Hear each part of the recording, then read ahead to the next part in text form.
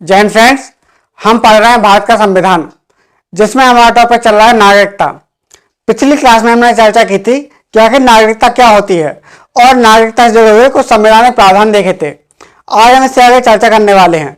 जैसे हमने पिछली क्लास में देखा था कि हमारे भारत के संविधान में केवल उन व्यक्ति के बारे में चर्चा की गई है जो संविधान लागू होने के समय भारत के नागरिक बने। मतलब जब संविधान लागू हो रहा था उस समय भारत के नागरिक बने, केवल उन व्यक्ति के बारे में चर्चा की गई है।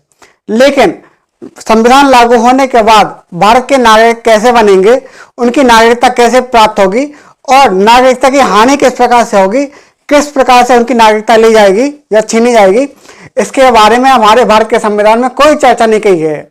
लेकिन भारत के संविधान में एक अनुच्छेद है, उस अनुच्छेद के द्वारा भारतीय संसद को यह अधिकार दिया गया है कि भारत में जो नागरिकता की प्राप्ति है और उनके अर्जन से जुड़े हुए प्रावधान बनाए और उनको विनियमित करे।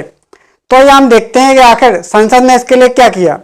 तो भारत में संविधान में जो एक शक्ति दी गई है संसद को, उस शक्ति के तहत संसद ने एक नागरिकता अधिनियम 1955 बनाया। क्या बनाया? संसद ने नागरिकता अधिनियम 1955 बनाया। नागरिकता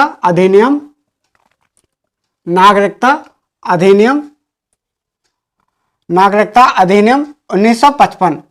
तो इस अधिनियम के तहत किसी नागरिक की नागरिकता किस प्रकार से छीनी जाएगी या किसको किस प्रकार से नागरिकता दी जाएगी, यहाँ पर इस प्रकार के प्रावधान है और इसमें कुछ समय समय पर संशोधन भी होते रहे। जैसे अगर देखा जाए तो इसमें 1986 के बाद 2003, 5, 15 कैसे 1986, 2003, 2005, 2015 और 2019। तो इसमें क्या है, समय समय पर संशोधन भी होते रहे। तो इसमें क्या है, यह चर्चा की गई है कि किसी नागरिक को, किसी व्यक्ति को नागरिकता कैसे मिलेगी और किसी नागरिक की नागरिकता किस प्रकार से छीनी जाएगी। तो यहाँ पर कुछ 5 प्रकार बताए गए हैं नागरिकता अधिनियम। इसमें क्या है, 5 प्रकार बताए गए हैं कि किसी व्यक्ति को किस प्रकार से नागरिकता मिलेगी। इसी प्रकार से इसमें 5 प्रकार बताए गए हैं। सबसे पहले इसमें क्या है, जन्म के आधार पर नागरिकता किस प्रकार से प्राप्त होगी, यहां पर चर्चा की गई है। सबसे पहले क्या है, जन्म के आधार पर नागरिकता। यहां पर क्या है, जन्म के आधार पर नागरिकता। पहला क्या है, जन्म के आधार पर, जन्म के आधार पर, पहला जन्म के आधार पर। दूसरा यहां पर क्या है, वंशानुगत आधार पर, मतलब वंश के आधार पर। पहला जन्म के आधार पर, यह क्या है, भारत के अंदर जिसका जन्म हुआ हो, भारत के अंदर, ठीक है, जो क्या है भारत के अंदर। और लेकिन अगर किसी व्यक्ति का जन्म भारत से बाहर हुआ हो, उसके लिए क्या है, वंश के आधार पर, वंश के आधार पर, वंश के आधार पर। अगर मान लो किसी व्यक्ति का जन्म भारत से बाहर हुआ हो तो उसको किस प्रकार से नागरिकता मिलेगी, भारत से बाहर, ठीक है, भारत से बाहर जन्म। और यहां पर क्या है, जन्म के आधार पर भारत से अंदर, और यहां पर क्या है, वंश के आधार पर भारत से बाहर जन्म हुआ हो। फिर यहां पर हम देख रहे हैं तीसरा, पंजीकरण के आधार पर। तीसरा कौन सा है, पंजीकरण के आधार पर, पंजीकरण या फिर रजिस्ट्रेशन के आधार पर, पंजीकरण या रजिस्ट्रेशन के आधार पर। चौथा यहां पर प्राकृतिक आधार पर, यानी प्राकृतिक आधार पर हम देखें तो बाय नेचुरलाइजेशन। तो यहां पर जैसे देशीकरण के आधार पर, जैसे चौथा क्या है, देशीकरण के आधार पर, देशीकरण के आधार पर, देशीकरण या प्राकृतिक आधार पर, प्राकृतिक आधार पर यानी नेचुरलाइजेशन। और 5वां होता है अर्जन द्वारा, मतलब किसी का अधिग्रहण किया गया हो, अर्जन या अधिग्रहण के द्वारा। 5वां कौन सा, अर्जन के द्वारा,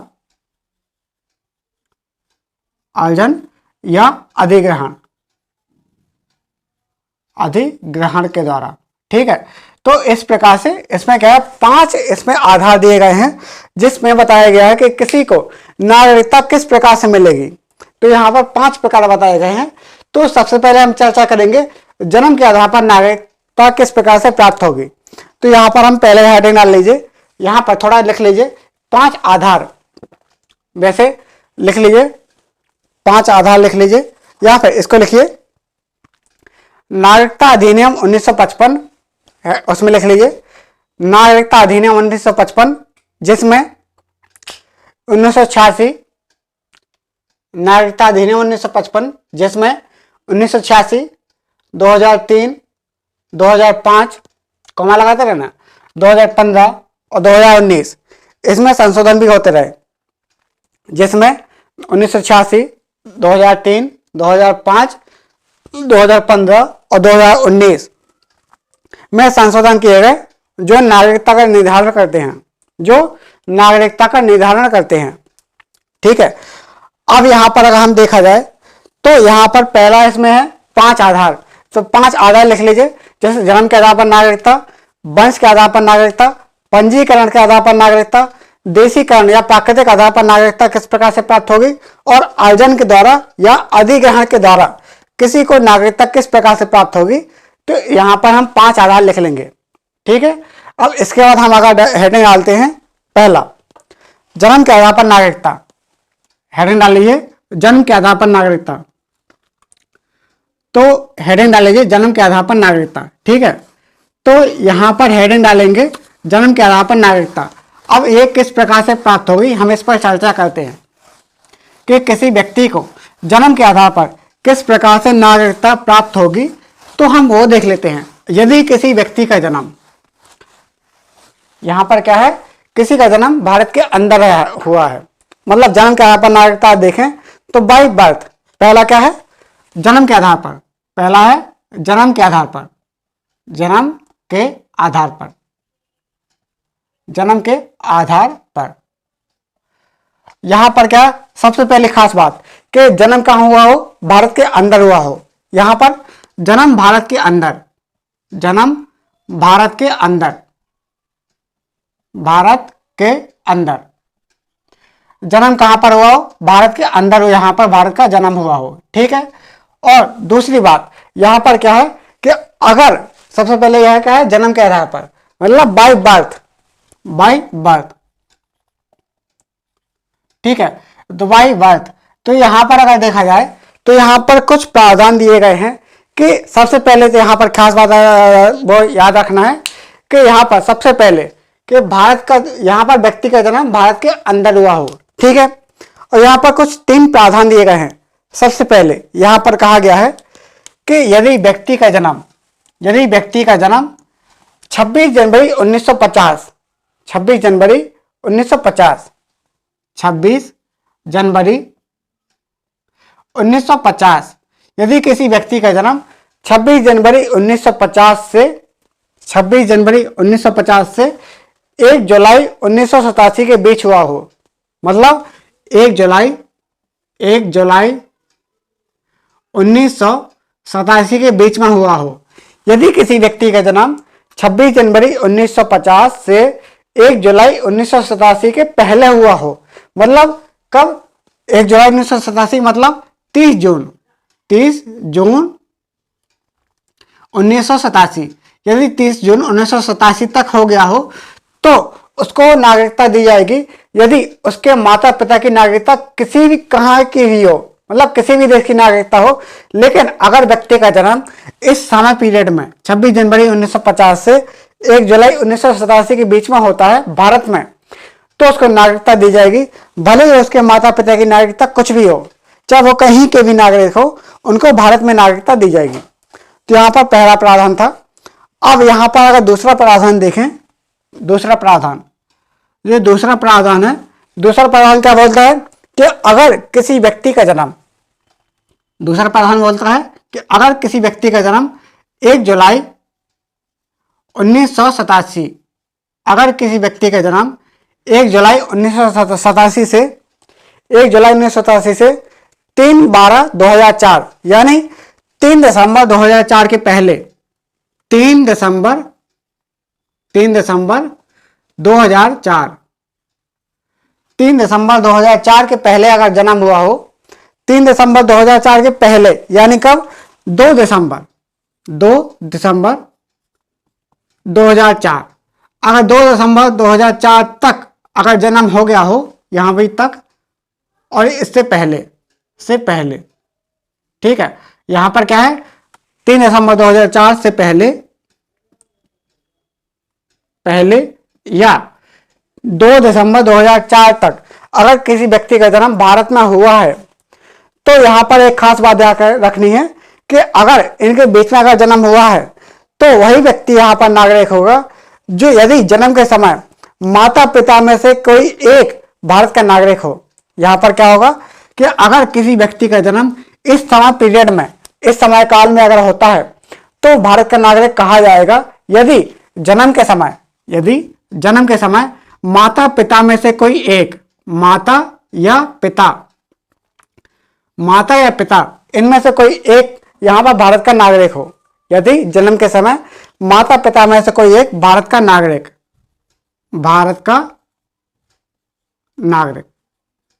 ठीक है, तो हमने देखा दूसरा प्रावधान। अब तीसरा प्रावधान हम देख रहे हैं। तीसरा प्रावधान क्या बोलता है कि यदि किसी व्यक्ति का जन्म 3 दिसंबर 2004 और या फिर इसके बाद हुआ हो, अगर किसी व्यक्ति का जन्म 3 दिसंबर 2004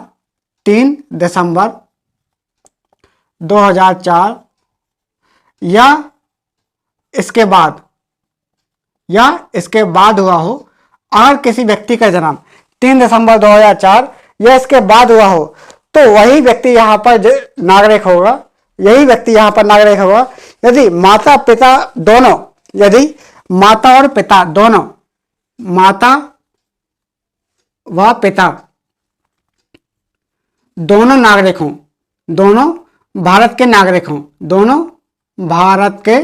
नागरिक, माता पिता दोनों भारत के नागरिक हों। ठीक है, तो यहां पर तभी यहां पर वो नागरिक बन पाएगा जब माता पिता दोनों भारत के नागरिक हों और या फिर एक भारत का नागरिक हो और दूसरा अवैध रूप से यहां पर भारत में ना रह रहा हो, मतलब कानूनी तौर पर भारत में रह रहा हो। ठीक है, तो इस प्रकार से उसको नागरिकता मिलेगी जन्म के आधार पर। तो यहां पर थोड़ा नोट कर लीजिए, पहले हेडिंग डाल लीजिए, जन्म के आधार पर नागरिकता। यहां पर कोष्टक में लिख लीजिए, कोष्टक में कि जन्म भारत के अंदर। अब पहला पॉइंट 26 जनवरी 1950 से 1 जुलाई 1987 तक, 26 जनवरी 1950 से 1 जुलाई 1987 तक, 26 जनवरी 1950 से 1 जुलाई 1987 के पहले या 30 जून 1987 तक या 30 जून 1987 तक जन्म लिया हुआ व्यक्ति तक भारत में जन्म लिया हुआ व्यक्ति भारत का नागरिक होगा। भले ही भारत में जन्म लिया हुआ व्यक्ति भारत का नागरिक होगा, भले ही उसके माता पिता की नागरिकता कुछ भी हो,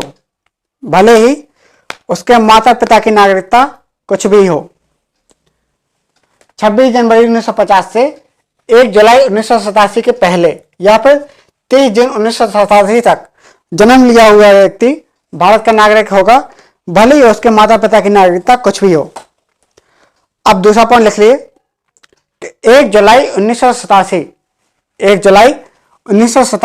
से 3 दिसंबर 2004 के पहले तक या 2 दिसंबर 2004 तक या 2 दिसंबर 2004 तक भारत में जन्म लिया हुआ व्यक्ति भारत का नागरिक होगा यदि जन्म के समय माता पिता में से कोई एक भारत का नागरिक हो, यदि माता पिता में से कोई एक भारत का नागरिक हो। तीसरा पॉइंट क्या है, 3 दिसंबर 2004 या इसके बाद, 3 दिसंबर 2004 या इसके बाद भारत में जन्म लिया हुआ व्यक्ति 3 दिसंबर 2004 या इसके बाद भारत में जन्म लिया हुआ व्यक्ति भारत का नागरिक होगा यदि माता पिता दोनों यदि माता पिता दोनों भारत के नागरिक हों, यदि माता पिता दोनों भारत के नागरिक हों, या एक भारत का नागरिक हो, या इनमें से एक भारत का नागरिक हो, और दूसरा कानूनी आधार पर भारत में रह रहा हो, और दूसरा कानूनी आधार पर भारत में रह रहा हो, मतलब अवैध रूप से नहीं, मतलब या फिर यानी अवैध रूप से नहीं। यहां के कुछ अपवाद भी हैं। अपवाद क्या है कि भारत में जो विदेशी राजनयिक या फिर शत्रु देश के बच्चे, विदेशी राजनयिक या शत्रु देश के बच्चे जन्म के आधार पर नागरिकता प्राप्त नहीं करेंगे। जो भारत में विदेशी राजनयिक हैं और शत्रु देश के बच्चे हैं, वो क्या भारत में जन्म के आधार पर नागरिकता प्राप्त नहीं करेंगे। तो यहां पर नोट लिख लीजिए इसके अपवाद के रूप में। अपवाद, भारत में विदेशी राजनयिक, विदेशी राजनयिक, राजनयिक, विदेशी राजनयिक के बच्चे या शत्रु देश के बच्चे, विदेशी राजनयिक या शत्रु देश के बच्चे जन्म के आधार पर नागरिकता प्राप्त नहीं करेंगे, जन्म के आधार पर नागरिकता प्राप्त नहीं करेंगे। ठीक है, तो हमने देखा जन्म के आधार पर। अब दूसरा पॉइंट डाल लीजिए, दूसरी हेडिंग, वंश के आधार पर नागरिकता। अभी हमने देखा जन्म के आधार पर, अब दूसरा हेडिंग डाल लीजिए, वंश के आधार पर नागरिकता। ठीक है, तो यहां पर हेडिंग डाल लीजिए, अभी हमने देखा जन्म के आधार पर नागरिकता, अब हेडिंग डाल लीजिए वंश के आधार पर नागरिकता। ठीक है, तो हेडिंग डाल लीजिए वंश के आधार पर नागरिकता। अब वंश के आधार पर नागरिकता कैसे प्राप्त होगी? यही भारत का व्यक्ति का जन्म भारत से बाहर हुआ हो। यदि किसी व्यक्ति का भारत से बाहर, यदि किसी व्यक्ति का भारत से बाहर जन्म हुआ हो, यदि किसी व्यक्ति का जन्म भारत से बाहर हुआ हो, तो उसको वंश के आधार पर नागरिकता किस प्रकार से मिलेगी, इसके बारे में हम चर्चा करेंगे। वंश के आधार पर, वंश के आधार पर उसको नागरिकता किस प्रकार से प्राप्त होगी, हम इसके बारे में चर्चा करने जा रहे हैं। सबसे पहले यहां पर कुछ पॉइंट हैं, उन पॉइंट को देख लेंगे। जैसे अगर किसी व्यक्ति का जन्म 26 जनवरी 1950 से, यदि किसी व्यक्ति का जन्म 26 जनवरी 1950 से 10 दिसंबर 1992 के पहले, यदि किसी व्यक्ति का जन्म 26 जनवरी 1950 से 10/12/92, पहला पॉइंट क्या है? यदि किसी व्यक्ति का जन्म 26 जनवरी 1950 से, यदि किसी व्यक्ति का जन्म 26 जनवरी 1950 से 10/12/92 या फिर 10 दिसंबर 1992 के बीच, 10 दिसंबर 1992 के बीच अगर किसी व्यक्ति का जन्म भारत से बाहर हुआ हो, तो जन्म के समय उसका पिता का भारत का नागरिक होना जरूरी है। तो भारत की नागरिकता प्राप्त करने के लिए जन्म के समय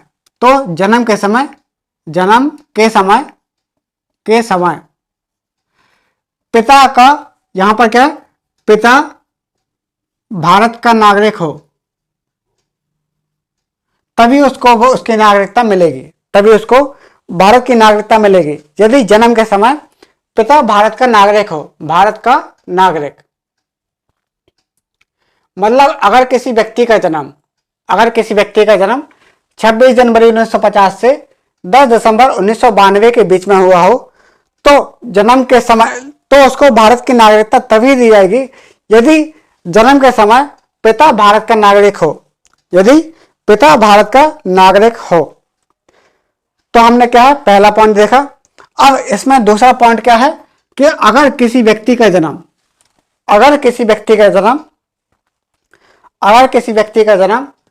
10 दिसंबर 1992, 10 दिसंबर 1992, अगर किसी व्यक्ति का जन्म 10 दिसंबर 1992 से 3/12/2004 यानी 3 दिसंबर 2004 के पहले तक, यानी 3 दिसंबर 2004 और इसके बीच में अगर किसी व्यक्ति का जन्म हुआ हो तो वही व्यक्ति की भारत में नागरिकता मिलेगी। बट जन्म कहां पर हुआ है? जन्म हुआ भारत से बाहर, तो उसको भारत में नागरिकता दी जाएगी यदि माता पिता में से कोई एक उस समय भारत का नागरिक हो। तो यदि किसी व्यक्ति का जन्म भारत से बाहर हुआ हो, और उसका जन्म कब? 10 दिसंबर 1992 से 3 दिसंबर 2004 के बीच में हुआ हो। कब? 10 दिसंबर 1992 से 3 दिसंबर 2004 के बीच में हुआ हो, तो उसको नागरिकता तभी दी जाएगी जब उसका जन्म के समय उसके माता पिता में से कोई एक भारत का नागरिक हो, यानी माता या पिता दोनों में से कोई एक, माता पिता में से कोई एक भारत का नागरिक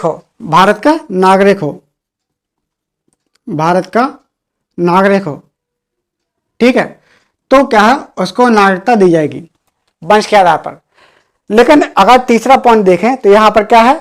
तीसरा पॉइंट कि 3 दिसंबर 2004, तीसरा पॉइंट क्या है? 3 दिसंबर 2004 या इसके बाद, 3 दिसंबर 2004 या इसके बाद यदि किसी व्यक्ति का जन्म होता है बाहर से बाहर, कब? भारत से बाहर अगर किसी व्यक्ति का जन्म होता है इस टाइम पीरियड में 3 दिसंबर 2004 या इसके बाद अगर किसी व्यक्ति का जन्म भारत से बाहर होता है तो उसको केवल इस आधार पर नागरिकता नहीं दी जाएगी कि उसके माता पिता नागरिक है या नहीं, बल्कि एक साल के अंदर भारतीय दूतावास में उसके जन्म के पहले, उसके जन्म के एक साल के अंदर भारतीय दूतावास में उसके नागरिकता के लिए यहां पर आवेदन करना पड़ेगा। मतलब क्या है? 3 दिसंबर 2004 या इसके बाद अगर किसी व्यक्ति का जन्म भारत से बाहर होता है, कब? भारत से बाहर होता है तो एक वर्ष के भीतर, भारत से बाहर होता है तो एक वर्ष के अंदर जो वाणिज्यिक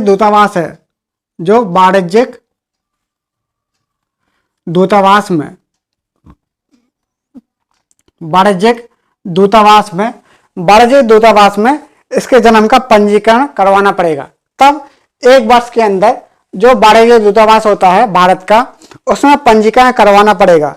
और यदि इससे अगर थोड़ी लेट भी हो गए, एक वर्ष के बाद, अगर मान लो एक वर्ष के बाद अगर हम एक वर्ष तक उसमें पंजीकरण नहीं करवा पाए तो भारत सरकार को ये बताना पड़ेगा कि हम लेट क्यों हो गए, मतलब हमें कारण बताना पड़ेगा। इसके बाद ही हम भारत के उसको नागरिकता दे पाएंगे। तो हमने देखा इसके 3 आधार, जिसको लिख लीजिए। वंश के आधार पर नागरिकता,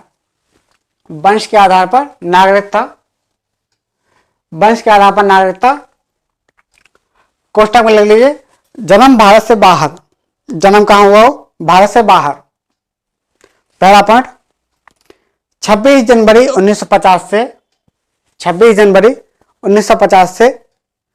10 दिसंबर 1992 के बीच, 26 जनवरी 1950 से 10 दिसंबर 1992 के बीच यदि किसी व्यक्ति का जन्म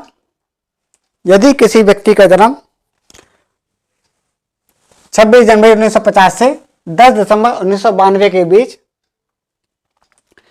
यदि किसी व्यक्ति का जन्म भारत से बाहर हुआ हो तो उसको नागरिकता तभी दी जाएगी जब जन्म के समय पिता भारत का नागरिक हो। जन्म के समय पिता भारत का नागरिक हो।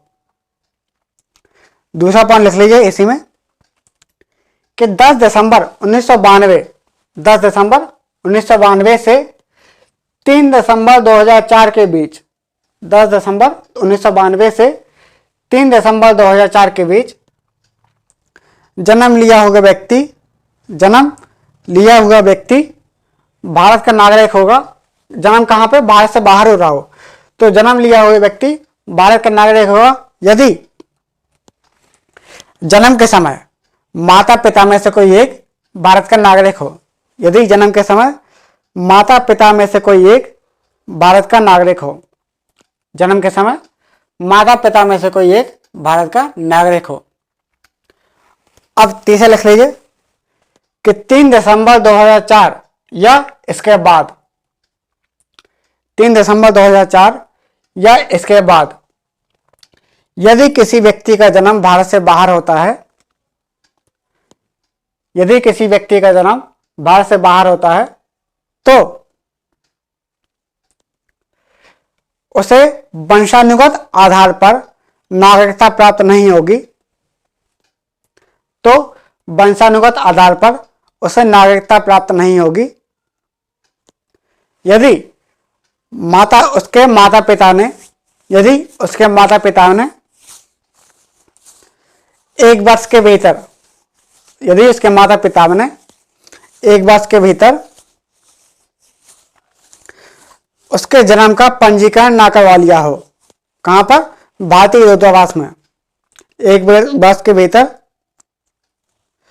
भारत के वाणिज्यिक दूतावास में पंजीकरण ना करवा लिया हो, यानी रजिस्ट्रेशन ना करवा लिया हो। ऐसी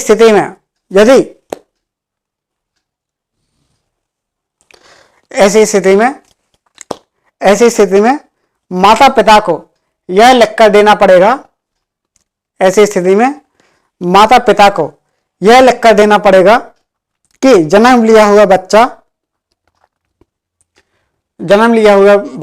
मतलब उनका बच्चा, जन्म लिया हुआ बच्चा किसी अन्य देश का पासपोर्ट नहीं रखा है, किसी अन्य देश का पासपोर्ट नहीं रखा है, किसी अन्य देश का पासपोर्ट नहीं रखा है, तो उसको नागरिकता मिल जाएगी भारत की। यदि इससे अगर थोड़ा अलग लेट होते हैं तो भारत सरकार को यह बताना पड़ेगा कि हम लेट क्यों हो गए, हम इसको बता नहीं पाए कि यहाँ पर नागरिकता किस प्रकार से होगी। ठीक है, हम तीसरा देख रहे हैं पंजीकरण के आधार पर, यानी बाय रजिस्ट्रेशन। तीसरा लिख लीजिए पंजीकरण के आधार पर। तीसरा लिख लीजिए पंजीकरण के आधार पर। यदि व्यक्ति का जन्म मतलब जन्म कहीं भी हुआ हो या फिर यहाँ पर वंशानुगत ना हो, तो उसके अलावा ही उसको नागरिकता किस प्रकार से मिलेगी बाय रजिस्ट्रेशन, तो उसके बारे में हम चर्चा करेंगे। यदि किसी व्यक्ति का जन्म कहीं भी हुआ हो और उसका वंश भी यहाँ पर नहीं हो, लेकिन पंजीकरण के आधार पर उसको नागरिकता किस प्रकार से मिलेगी, हम इस बात पर चर्चा करेंगे। तो यहाँ पर कुछ खास बातें हैं, जैसे ये क्या है, अभी हमने देखा क्या वंश के आधार पर और जन्म के आधार पर, हम इस पहले देख चुके हैं। हम देखेंगे यहाँ पर पंजीकरण के आधार पर। कब? पंजीकरण के आधार पर। पंजीकरण के आधार पर यहाँ पर क्या है, पंजीकरण के आधार पर। यहाँ पर तीसरा पॉइंट क्या है, पंजीकरण के आधार पर नागरिकता। ठीक है, अब नागरिकता अगर हम देखेंगे पंजीकरण के आधार पर, तो यदि किसी व्यक्ति, अगर कोई भारतीय मूल का व्यक्ति है 7 वर्ष से, यदि कोई भारतीय मूल का व्यक्ति है और 7 वर्ष से भारत में कानूनी तरीके से भारत में रह रहा हो, मतलब पहला पॉइंट क्या है, यदि कोई व्यक्ति 7 वर्ष से यानी 7 साल से कानूनी आधार पर, कहां पर, कानूनी आधार पर भारत में यानी वैध तरीके से, कहां पर, वैध तरीके से भारत में रह रहा हो, वैध तरीके से भारत में रह रहा हो, तो प्रार्थना पत्र देकर भारत की नागरिकता प्राप्त कर सकता है। तो प्रार्थना पत्र देकर भारत की नागरिकता प्राप्त कर सकता है। यदि कोई भारतीय मूल का व्यक्ति है, मतलब यदि कोई भारतीय मूल का व्यक्ति है और 7 वर्ष से भारत में रह रहा है, मतलब 7 साल से कानूनी तौर पर, अवैध रूप से नहीं, कानूनी तौर पर वैध तरीके से भारत में रह रहा है, तो उसे प्रार्थना पत्र देकर यानी पंजीकरण के आधार पर, प्रार्थना पत्र देकर पंजीकरण के आधार पर भारत की नागरिकता प्राप्त कर सकता है। तो पंजीकरण के आधार पर भारत की नागरिकता प्राप्त कर सकता है। यदि अब हम दूसरा पॉइंट देखें कि यदि उसने किसी भारतीय नागरिक से विवाह किया है, यदि किसी व्यक्ति ने भारतीय नागरिक से शादी की है, भारतीय नागरिक से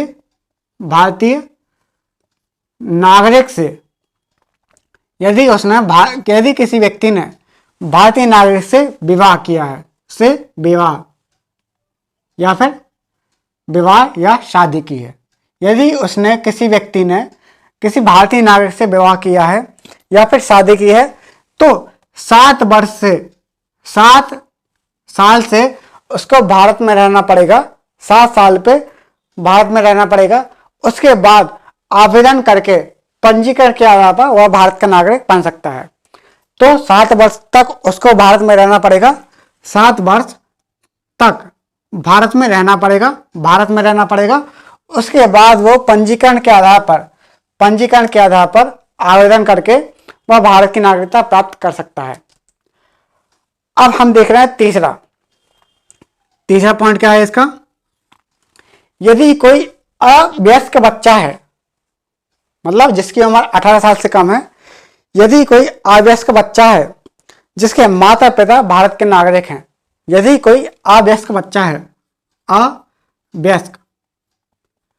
यदि कोई अवयस्क बच्चा है जिसके माता पिता भारत के नागरिक हैं, या कोई ऐसा बच्चा है या कोई ऐसा व्यक्ति जो भारतीय मूल का हो, जो क्या है भारतीय मूल का हो और सामान्य तौर पर देश से बाहर रह रहा हो। यदि कोई अवयस्क बच्चा हो जिसके माता पिता भारत के नागरिक हैं, या फिर कोई ऐसा व्यक्ति जो भारतीय मूल का है और सामान्य तौर पर देश से बाहर रह रहा हो या अखंड भारत के बाहर रह रहा हो, तो पंजीकरण के आधार पर उसे भारत की नागरिकता दी जाएगी। तो यहां पर हमने क्या देखा, इसके पंजीकरण के यहां पर हमने 3 आधार देखे कि यदि किसी व्यक्ति का यदि कोई व्यक्ति 7 वर्ष से कानूनी तौर पर भारत में रह रहा हो, या फिर उसने भारत के नागरिक से विवाह किया हो और उसको 7 वर्ष तक रहना पड़ेगा, उसके बाद वो आवेदन कर सकता है। यदि कोई व्यक्ति अवयस्क हो या फिर अवयस्क हो और उसके माता पिता भारत के नागरिक हो, या फिर वो भारतीय मूल का हो लेकिन वह भारत से बाहर रह रहा हो, वह सामान्य तौर पर भारत से बाहर रह रहा हो या फिर अखंड भारत के बाहर रह रहा हो, तो उसको भारत की नागरिकता दी जा सकती है। कब? पंजीकरण के आधार पर। इसको थोड़ा नोट कर लीजिए। पहला, भारतीय मूल का व्यक्ति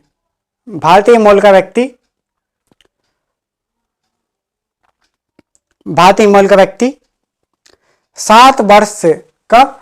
7 वर्ष से भारतीय मूल का व्यक्ति 7 वर्ष से भारत में वैध तरीके से निवास कर रहा हो। भारतीय मूल का व्यक्ति 7 वर्ष से भारत में वैध या कानूनी तरीके से निवास कर रहा हो,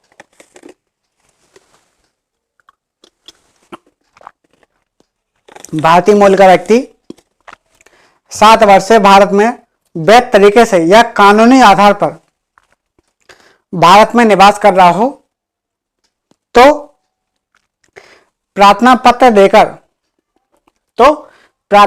देकर पंजीकरण के आधार पर भारत की नागरिकता प्राप्त कर सकता है। प्रार्थना पत्र देकर पंजीकरण के आधार पर भारत की नागरिकता प्राप्त कर सकता है। दूसरा पॉइंट लिखिए। दूसरा पॉइंट, भारतीय नागरिक से विवाह के उपरांत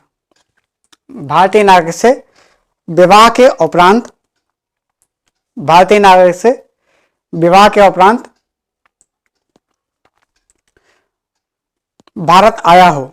यदि कोई व्यक्ति भारतीय नागरिक से विवाह के उपरांत भारत आया हो और 7 वर्ष से भारत में रह रहा हो 7 वर्ष से भारत में निवास कर रहा हो, तो 7 वर्ष के बाद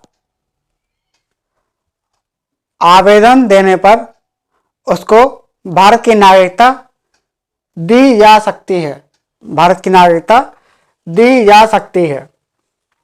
ठीक है, पहला हुआ, दूसरा हुआ। अब देख रहे हैं तीसरा कारण। तीसरा हम इसका देख रहे हैं, तीसरी बात, जैसे अगर कोई अवयस्क बच्चा हो, अवयस्क, यदि कोई अवयस्क बच्चा या बच्ची, यदि कोई अवयस्क बच्चा या बच्ची जिसके माता पिता भारत के नागरिक हों, जिसके माता पिता भारत के नागरिक हों, यदि कोई अवयस्क बच्चा या बच्ची जिसके माता पिता भारत के नागरिक हों, या कोई ऐसा व्यक्ति, या कोई ऐसा व्यक्ति जो भारतीय मूल का हो, या कोई ऐसा व्यक्ति जो भारतीय मूल का हो और सामान्य तौर पर भारत से बाहर निवास करता हो, और सामान्य तौर पर भारत से बाहर निवास कर रहा हो, या अखंड भारत के बाहर रह रहा हो, या अखंड भारत के बाहर रह रहा हो, तो पंजीकरण के आधार पर, पंजीकरण यानी रजिस्ट्रेशन के आधार पर उसे भारत की नागरिकता दी जा सकती है।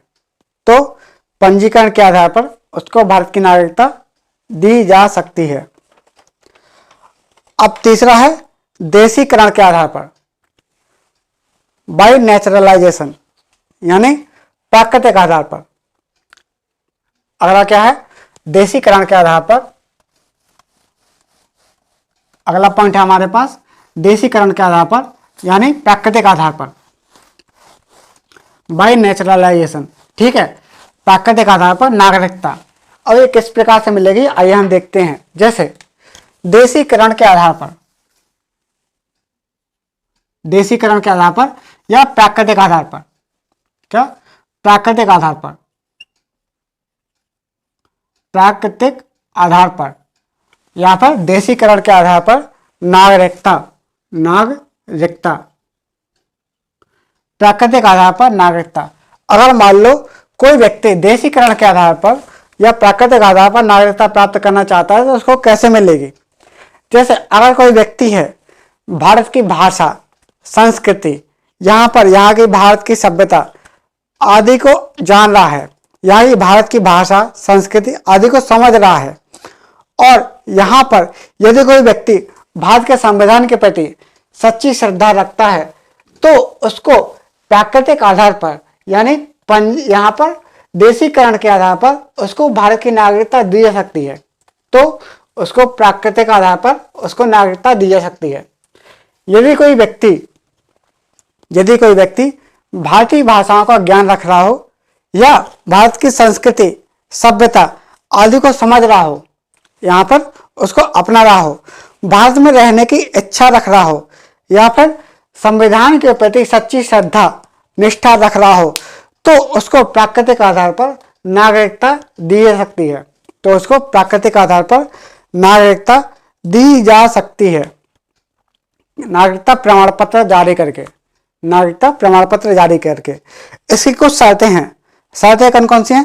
पहला, यदि कोई व्यक्ति कानूनी आधार पर भारत में रह रहा हो, यदि कोई व्यक्ति कानूनी आधार पर भारत में रह रहा हो और दूसरे देश की नागरिकता त्याग दी हो। यदि कोई व्यक्ति, पहला पॉइंट क्या है कि यदि कोई व्यक्ति कानूनी तौर पर यानी वैध तरीके से भारत में रह रहा हो, कानूनी तौर से भारत में रह रहा हो, भारत में निवास कर रहा हो या भारत में रह रहा हो, और किसी दूसरे देश की जहां से वो नागरिक है वहां की नागरिकता त्याग दी हो, दूसरे देश की नागरिकता त्याग दी हो, दूसरे देश की नागरिकता त्याग दी हो, तो उसको प्राकृतिक आधार पर नागरिकता दी जा सकती है। तो उसको प्राकृतिक आधार पर नागरिकता दी जा सकती है। दूसरा पॉइंट क्या है इसका? दूसरा पॉइंट है कि यदि कोई व्यक्ति भारत सरकार की सेवा में हो, यदि कोई व्यक्ति भारत सरकार की सेवा में हो और भारत में रह रहा हो, यदि कोई व्यक्ति भारत सरकार की सेवा में हो और भारत में रह रहा हो, तो जब वो नागरिकता के लिए आवेदन करेगा, तो आवेदन देने के 1 साल के बाद ऑर्डिनरी रूप से यहां पर रेजिडेंट हो, यहां पर क्या ऑर्डिनरी रेजिडेंट हो, और 1 वर्ष के बाद 14 साल के अंदर 12 साल तक, यहां पर 11 साल तक भारत में रह रहा हो, तो उसको नागरिकता दी जा सकती है प्राकृतिक आधार पर। मतलब क्या है कि यदि कोई व्यक्ति भारत सरकार की सेवा में हो, यदि कोई व्यक्ति भारत सरकार की सेवा में हो, क्या है, यदि कोई व्यक्ति भारत सरकार की सेवा में, भारत सरकार की सेवा में हो, भारत सरकार की सेवा में हो, और 11 वर्ष से और 11 साल से 11 साल से भारत में निवास कर रहा हो। लेकिन 11 साल कैसे? जब उसने भारत में रहने के लिए नागरिकता के लिए आवेदन किया, नागरिकता के लिए उसने आवेदन किया। आवेदन करने के बाद 1 साल तक उसको ऑर्डिनरी रूप से उसे भारत में रेजिडेंट होना पड़ेगा, ऑर्डिनरी रूप से उसको भारत में रेजिडेंट होना पड़ेगा। और उसके बाद 14 साल में कम से कम मतलब यहां पर क्या लगातार भारत में रहना पड़ेगा, लगातार भारत में रहना पड़ेगा। और उसके बाद 1 साल के बाद 14 साल में कम से कम 1 साल के बाद उसके बाद 14 साल में कम से कम 11 साल उसे भारत में रहना पड़ेगा। कम से कम उसे 11 साल रहना पड़ेगा। कब? 14 साल में से 11 साल यहाँ पर भारत में रहना पड़ेगा, तो उसको नागरिकता दी जा सकती है। यहाँ पर इसको थोड़ा नोट कर लीजिए क्योंकि वह थोड़ा जटिल है। यदि कोई व्यक्ति, पहला पॉइंट, यदि कोई व्यक्ति कानूनी आधार पर, यहां पर देशीकरण के आधार पर क्या है, देशीकरण का, हाँ प्राकृतिक आधार पर यही था, हाँ प्राकृतिक आधार पर यही था, हेडिंग डाल लीजिए प्राकृतिक आधार पर।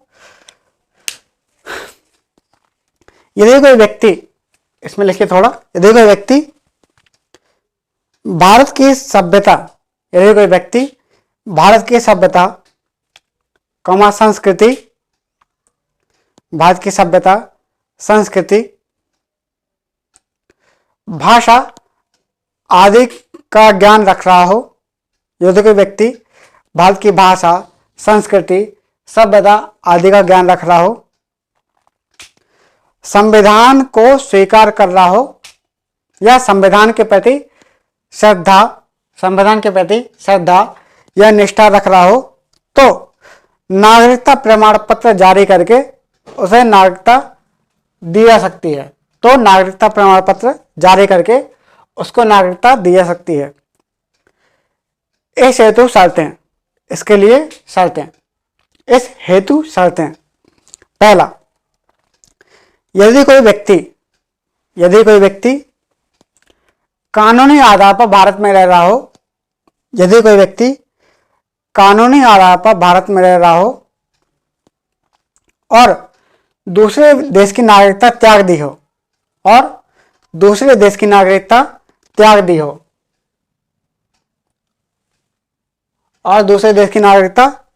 हो। दूसरा पॉइंट, यदि कोई व्यक्ति भारत सरकार की सेवा में हो, और भारत में रह रहा हो, भारत में निवास कर रहा हो,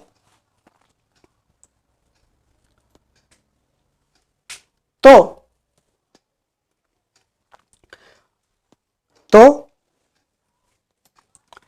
1 साल तक ऑर्डिनरी रेजिडेंट यानी लगातार भारत में निवास करे। 1 साल तक ऑर्डिनरी रेजिडेंट यानी लगातार भारत में निवास करे, और 1 साल के बाद 14 साल में कम से कम 1 साल के बाद 14 साल में कम से कम 11 साल भारत में निवास करे।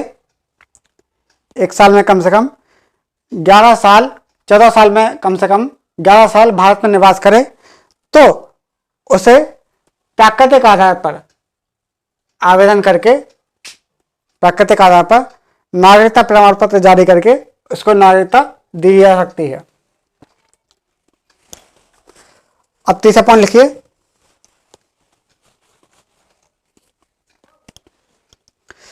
तीसरा पॉइंट, भारत सरकार की नज़र में, भारत सरकार की नज़र में यदि कोई व्यक्ति, भारत सरकार की नज़र में यदि कोई व्यक्ति अच्छे चरित्र का हो, भारत सरकार की नज़र में अगर कोई व्यक्ति अच्छे चरित्र का हो, मतलब गुड कैरेक्टर, अच्छे चरित्र का हो, यदि भारत सरकार की नज़र में यदि कोई व्यक्ति अच्छे चरित्र का हो और भारत की 8वीं अनुसूची में उल्लिखित भाषाओं से किसी विशिष्ट भाषाओं में ज्ञान रखता हो, यदि कोई व्यक्ति अच्छे चरित्र का हो और 8वीं अनुसूची में जो भाषाएं लिखी हैं उनमें से किसी भाषा का जानकार हो और किसी भाषा को पर्याप्त रूप से जान रहा हो और भारत में रहने को इच्छुक हो तो उसे नागरिकता प्रदान की जा सकती है, तो उसे नागरिकता प्रदान की जा सकती है। इसके अलावा यदि कोई ऐसा देश से संबंधित है, अगर मान लो इन सब शर्तों के अलावा अगर वो कोई व्यक्ति ऐसे देश से संबंधित है जहां पर भारतीय नागरिक प्राकृतिक रूप से नागरिक नहीं बन सकते हैं, यदि कोई व्यक्ति ऐसे देश से संबंधित है जहां पर भारतीय नागरिक को प्राकृतिक आधार पर नागरिकता नहीं दी जा रही है, तो वहां पर ऐसे देश के लोगों को प्राकृतिक आधार पर नागरिकता नहीं मिलेगी, तो ऐसे देश के लोगों को प्राकृतिक आधार पर नागरिकता नहीं मिलेगी।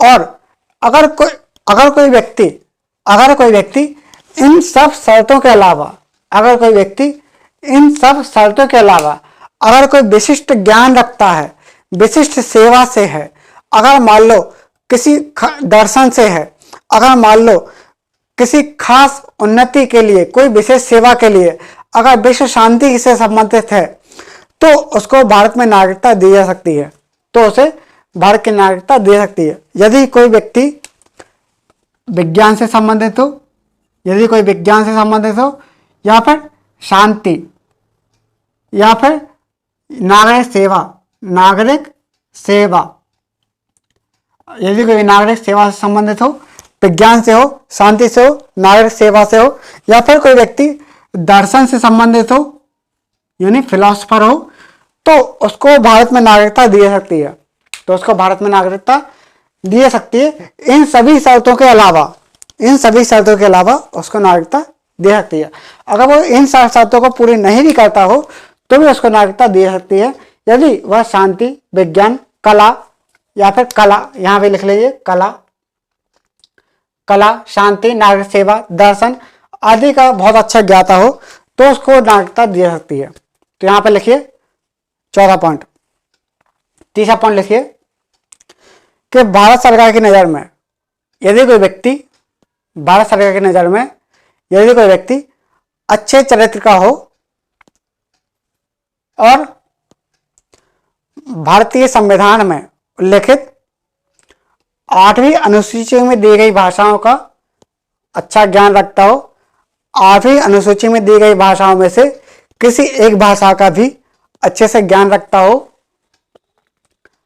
8वीं अनुसूची में उल्लिखित भाषाओं में से किसी एक भाषा का भी अच्छे से ज्ञान रखता हो और भारत में रहने का इच्छुक हो तो उसे नागरिकता प्रदान की जा सकती है, तो उसे नागरिकता प्रदान की जा सकती है। चौथा लिख लीजिए, यदि कोई व्यक्ति ऐसे देश से संबंधित है, यदि कोई व्यक्ति ऐसे देश से संबंधित है जहां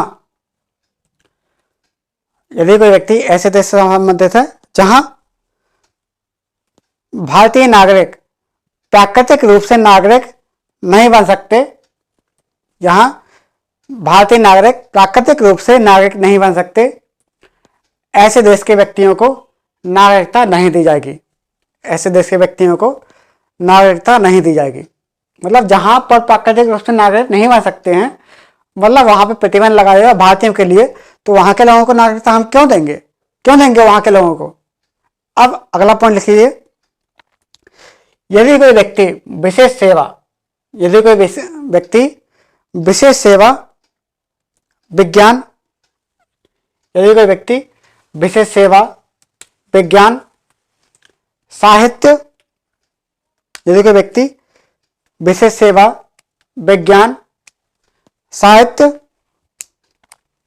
विशेष सेवा, विज्ञान, साहित्य, कला, कला, विश्व शांति, कला, विश्व शांति, कला, साहित्य,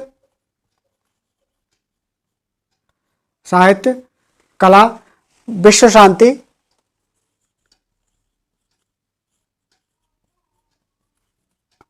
विश्व शांति, कौन कौन से चलते हैं, ये व्यक्ति विज्ञान से है, शांति से है, नागरिक सेवा से है, दर्शन, कला, साहित्य, यहाँ पर विश्व शांति या मानव उन्नति से संबंधित है। तो इन सब शर्तों का पूरा ना करने के बावजूद भी, तो इन सब शर्तों की पूरा ना करने के बावजूद भी उसको भारत की नागरिकता दी जा सकती है। तो उसको भारत की नागरिकता दी जा सकती है। यहां पर हमने आपको एक चीज बताया कि उसको नागरिकता दी जा सकती है, दी जा सकती है, दी जा सकती है। मतलब यहां पर हमने क्या किया, शक्ति है लिखा, मतलब ये संसद के विवेक पर है, शक्ति है, मतलब ये भारत के सरकार के विवेक पर है कि उसको नागरिकता देनी है या नहीं देनी है। मतलब क्या है, ये उसके विवेक पर है कि उसको नागरिकता देनी है या नहीं देनी है। अब लिखिए, अर्जन के द्वारा नागरिकता। अब अगला पॉइंट लिखिए, अर्जन के द्वारा नागरिकता। हमने देखा प्राकृतिक आधार पर, अब लिखिए अर्जन के द्वारा नागरिकता। पांचवा पॉइंट लिखिए, अर्जन के द्वारा नागरिकता। अब अर्जन के द्वारा यानी अधिग्रहण के द्वारा किस प्रकार से उसको नागरिकता दी जाएगी। ठीक है, तो पांचवा पॉइंट लिखिए, अर्जन के द्वारा, अर्जन के द्वारा नागरिकता, अर्जन के द्वारा नागरिकता। पांचवा पॉइंट, अर्जन के द्वारा, अर्जन के द्वारा नागरिकता, अर्जन के द्वारा नागरिकता। यदि कोई व्यक्ति, यहां पर यदि कोई भारत, यहां पर क्या है, भारत अगर किसी विदेशी भूमि का अधिग्रहण करता है, यदि भारत, यहां पर क्या है, भारत यदि किसी विदेशी भूमि का अधिग्रहण करता है या प्राप्त करता है या भारत में शामिल करता है, यदि कोई व्यक्ति किसी विदेशी भूमि अर्जित करता है, यदि कोई व्यक्ति, यदि यहाँ पर क्या है, यदि भारत किसी विदेशी भूमि का अर्जन करता है, यदि भारत किसी विदेशी भूमि का अर्जन, यदि भारत किसी विदेशी भूमि का अर्जन करता है, भूमि का अर्जन करता है, यदि भारत किसी विदेशी भूमि का अर्जन करता है या अधिग्रहण करता है, अधिग्रहण करता है या प्राप्त करता है, तो वहां के लोगों को स्वतः ही नागरिकता दी जाएगी। इसके लिए क्या, संसद विधि बनाकर उनके लोगों को स्वतः ही नागरिकता प्रदान कर देगी। वहां के यहाँ पे भारत की संसद यहाँ के लोगों को विधि बनाकर स्वतः ही नागरिकता प्रदान कर देगी। ठीक है, तो यहाँ पर लिख लीजिए, अर्जन के द्वारा, मतलब अगर भारत ने किसी विदेशी भूमि का अर्जन किया या फिर वहां पर कब्जा किया, अधिग्रहण किया या उसको प्राप्त कर लिया, तो वहां के लोगों को संसद विधि बनाकर नागरिकता स्वतः ही दे देगी। तो यहां पर लिख लीजिए, यदि कोई विदेशी भूमि भारत में अर्जित होती है, यदि कोई विदेशी भूमि भारत में अर्जित होती है या शामिल की जाती है, यदि कोई विदेशी भूमि भारत में अर्जित होती है या शामिल की जाती है, तो वहां रहने वाले लोगों को भारत में नागरिकता प्रदान की जाएगी। तो वहाँ रहने वाले लोगों को भारत की नागरिकता प्रदान की जाएगी। भारत की नागरिकता प्रदान की जाएगी विधि बनाकर। जो विधि कौन बनाएगी? संसद बनाएगी। तो हमने देखा कि नागरिकता अधिनियम 1955, नागरिकता अधिनियम 1955 देखा, उनमें क्या क्या चीजें हैं, उनमें क्या क्या प्रावधान है, वो देखा हमने। अब इसके आगे हम चर्चा करेंगे कल, कि मतलब हम चर्चा करेंगे कि नागरिकता जैसे मिल गई है, नागरिकता समाप्त किस प्रकार से हो जाएगी, हम इसके बारे में देखेंगे और कुछ और बातें जानेंगे जो प्रारंभिक परीक्षा के लिए थोड़ा इंपॉर्टेंट है, हम इनको भी जानेंगे। तो आज के लिए इतना ही, धन्यवाद।